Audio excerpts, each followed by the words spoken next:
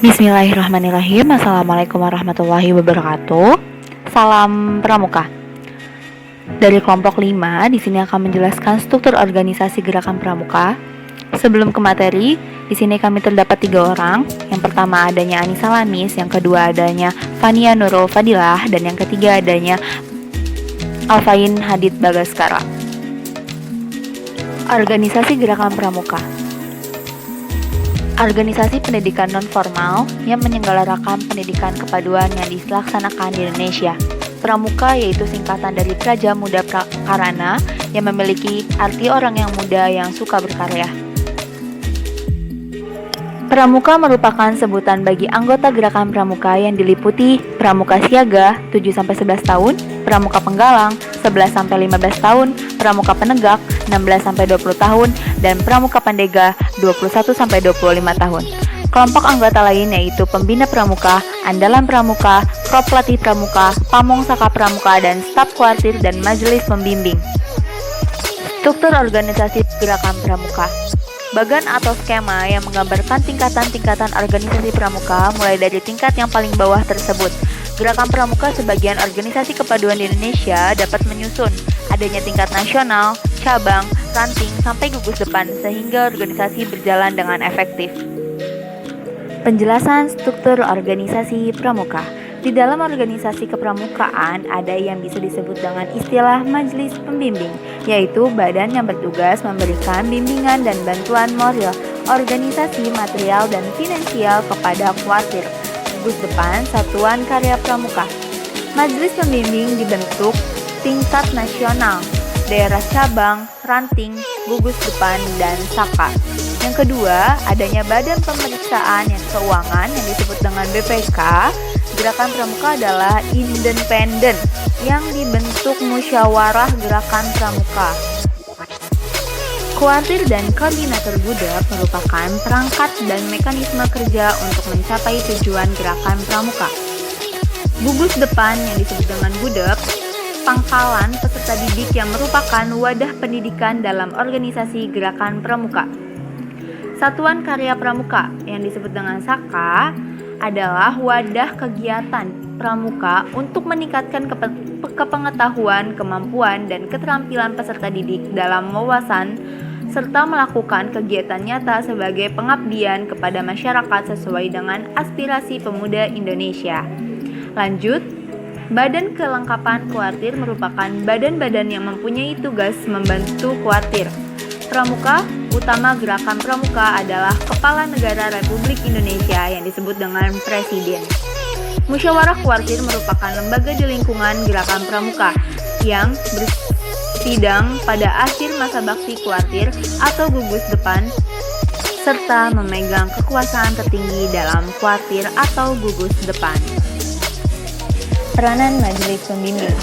Memberikan bimbingan dan bantuan moral, organisataris, material, dan finansial kepada kuartir gugus depan dan satuan karya pramuka, serta untuk memungkinkan menyelenggarakan misinya. Gerakan pramuka memerlukan bimbingan dan bantuan baik dari pemerintah maupun dari masyarakat.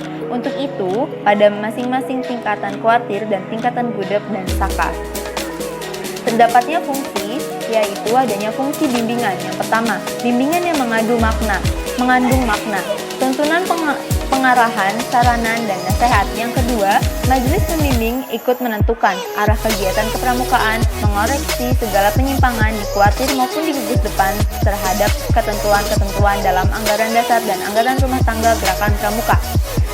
Fungsi yang kedua yaitu partisipasi.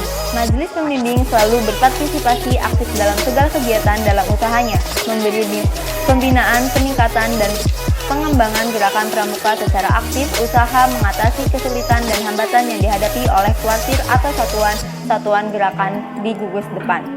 Yang ketiga, fungsi bantuan. Yang pertama, majelis pembimbing dalam usaha mendukung gerakan pramuka mengusahakan fasilitas-fasilitas moral, finansial, maupun material yang diperlakukan oleh kuartir atau satuan-satuan pramuka di gugus depan. Yang kedua, mengadakan kerjasama dengan tokoh-tokoh masyarakat untuk memperoleh pengertian, dukungan, bantuan, dan kepercayaan masyarakat. Nah, yang D, adanya kuartir dalam gerakan pramuka. yaitu pusat pengelolaan gerakan pramuka yang dipimpin secara kolektif oleh pengurus kuartir yang terdiri atas para andalan ataupun susunan sebagai berikut. Yang pertama adanya seorang ketua, yang kedua yaitu ada beberapa orang wali ketua yang merangkap sebagai ketua bidang, yang ketiga adanya seorang sekretaris jenderal untuk kuartir nasional atau seorang sekretaris untuk jajaran kuartir yang lain, yang keempat adanya bendahara. Terdapatnya fungsi-fungsi kuartir berjenjang mulai dari tingkat nasional, daerah, cabang, sampai ranting. Yang pertama, adanya Kuarnas, tingkat nasional, kebijakan dalam perencanaan strategi pada tingkat nasional. Kuarnas menetapkan kebijakan-kebijakan penyelenggaraan kepramukaan, termasuk penentuan perencanaan strategi untuk kurun waktu tertentu. Yang kedua, yaitu adanya Kuarda. Kuarda itu pengendalian manajemen pada tingkat provinsi. Kuarda mengkoordinasi penerapan kebijakan-kebijakan tersebut di wilayahnya dengan menyesuaikan pada kondisi daerahnya.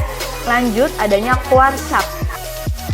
Kuarcap pengendalian operasional pada tingkat kabupaten, kota. Kuarcap menyelenggarakan pengadilan operasional atas penyelenggaraan kebijakan itu serta bertanggung jawab atas pembinaan, gudeg dan kegiatan pramuka dalam wilayahnya. Ada Kuaran. Kuaran itu yang tugasnya membantu Kuarcap. Dalam pengadilan operasional, kuartir ranting berfungsi membantu Kuarcap dalam pembinaan gudeg dan saka dalam wilayahnya. Terus, penyusunan struktur organisasi kuartir suatu organisasi pada hakikatnya adalah pengelompokan fungsi-fungsi agar organisasi dapat melaksanakan tugas pokoknya dengan efektif dan efisien. Gugus depan. Suatu kesatuan organik dalam gerakan pramuka yang merupakan wadah untuk menghimpun anggota gerakan pramuka sebagai peserta didik dalam pembina pramuka serta berfungsi sebagai pangkalan keanggotaan peserta didik. Tujuan gugus depan adalah untuk melaksanakan pendidikan kepramukaan yang pada hakikatnya bertujuan yang pertama, membentuk sikap dan perilaku ke arah yang positif. Yang kedua, menambah pengetahuan dan pengalaman. Yang ketiga, menguasai keterampilan pramuka dan kecakapan. Sistem Among dan prinsip dasar pendidikan pramuka tersebut dimaksud untuk yang pertama, memelihara norma-norma kesusilaan, yang kedua, mengembangkan karya kreasi, dan yang ketiga, memberi kebebasan kepada peserta didik untuk belajar.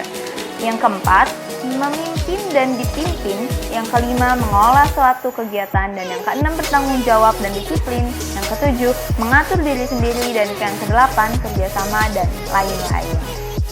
Alhamdulillah, materinya sudah dijelaskan. Jika ada yang ingin ditanyakan, silakan ditanyakan. Ihdinash shiratal mustaqim. Wassalamualaikum warahmatullahi wabarakatuh.